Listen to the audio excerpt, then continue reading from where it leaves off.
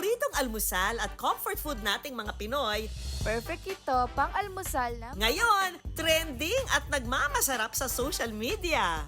Nagluto ako ng giant dark chocolate champurado. Wala nang iba pa, kundi ang champion sa panlasa ng madla, ang champurado.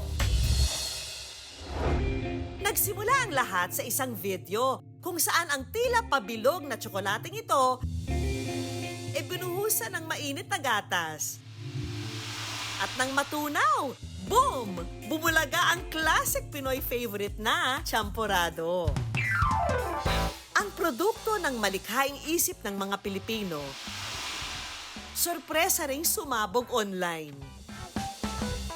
Kaya naman ang mga netizen, hindi magkamayaw na ito'y matikman. Pahuhuli ba ang good news?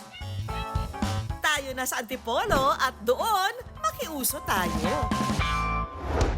Ito ang triple chocolate dome champurado ng kainang ito. Naisip namin yung champurado kasi mag-August na.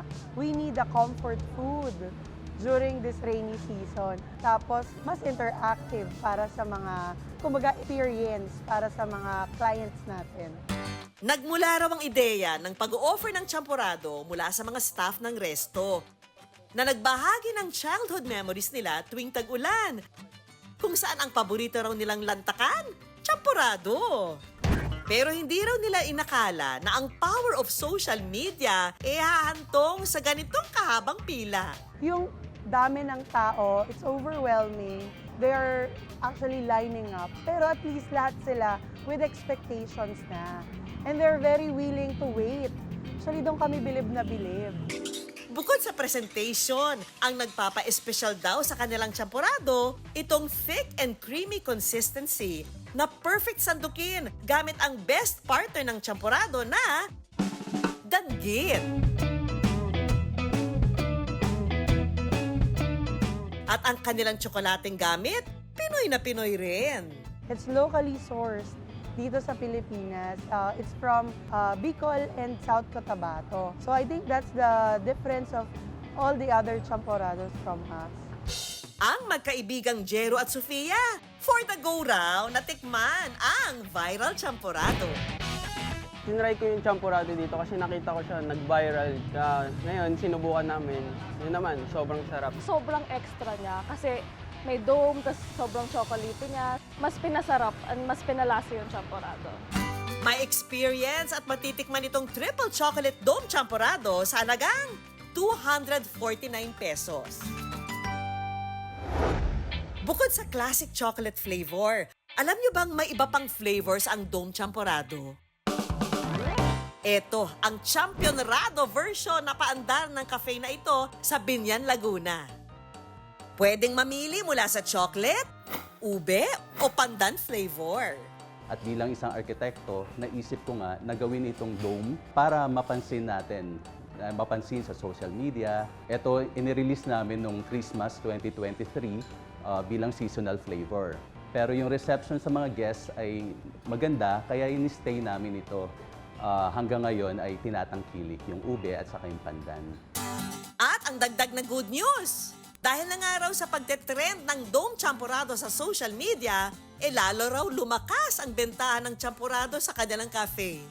Noon, ang average lang namin hanggang 20 champurado. Yun yung highest record namin. Pero nung nag-viral siya, ang pinakamarami namin na record ngayon is 150 champurado dito. Si Irvine, na certified champurado lover, sumugod na sa cafe para matikman itong kakaibang mga flavor ng dome champurado. Yung ubi champurado, para nakatikim ng ubi halaya. Na ubing-ubi yung pagkalasa niya. Nung natikman ko yung pandan, parang nasa birthday party ako, yung may buko pandan. Napaka-creamy niya din. Tikman ang very Pinoy ube at pandan champurado for 325 pesos. Meron din itong solo version sa halagang 199 pesos. At dahil viral online ang dome champurado, Try ko gumawa ng ube champurado. ang madla, kanya-kanya na ring upload ng kanilang bersyon ng champurado. Katikim na ba kayo ng ginataang champurado? Ang isang ito, ipinakita online kung paano lutuin ang paborito niyang champorado na ang twist, imbis na tuyo, daing na pusit ang ginamit na kakombo ng champorado. Di ba't nakakatakam? Budol is real, pero see it to believe it. Ganyan naman ang drama ng isang tindahan sa Caloocan City na hindi lang trending sa social media, abay, pinipilahan pa. Masarap na, abot kaya pa. O, anong champorado ang wagi para sa inyo? Sa panahon ngayon na kung ano-anong pagkain ang nagva-viral online, dapat daw may kakaibang gimmick ka. Pero para mapanatili ang malakas na benta, kailangan champion ito, hindi lang sa itsura, kundi pati sa lasa.